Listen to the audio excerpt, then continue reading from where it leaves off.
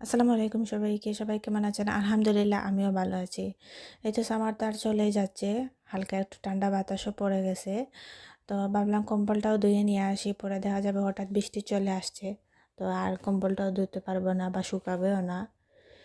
তো ওয়াশিং মেশিনে ধোয়ার জন্য নিয়ে আসলাম। ভাবলাম আপনাদের সাথে একটা কথা শেয়ার করি।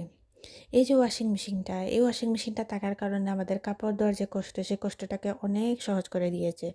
বিশেষ করে প্রবাসে। এই যে আমি আজকে বাহিরে কম্বলটা ধোয়ার জন্য মেশিনে দিলাম। এখানে শুধু আমি টাকা দিলাম আর মেশিনটা অন করলাম।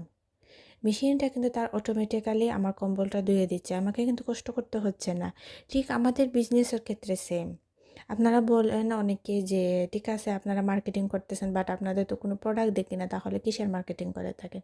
আমাদেরও প্রোডাক্ট আছে কিন্তু আমরা প্রোডাক্ট নিয়ে মার্কেটিং করি না। আমাদের বিজনেসে ওয়াশিং মেশিনের মতোই একটা অটোমেটিক সিস্টেম আছে, যে সিস্টেমটা আমার হয়ে আমার সম্পূর্ণ কাজ করে দিতেছে 24 ঘন্টা।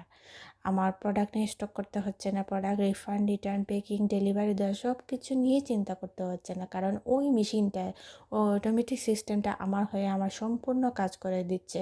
যার কারণে আমি খুবই ফ্লেক্সিবল ওয়েতে মাত্র 1 থেকে 2 ঘন্টা সময় দিয়ে যে কোনো জায়গা থেকে হোক, ভ্রমণ থেকে ঘরে বসে যে কোনো জায়গা থেকে আমি খুবই ইজিলি বিজনেসটা করতে পারি। আশা করি বুঝতে পারছেন আমাদের বিজনেসটা অটোমেটিক সিস্টেমটা কিভাবে কাজ করতেছে আর কিভাবে আমাদেরকে ফ্লেক্সিবিলিটি দিচ্ছে।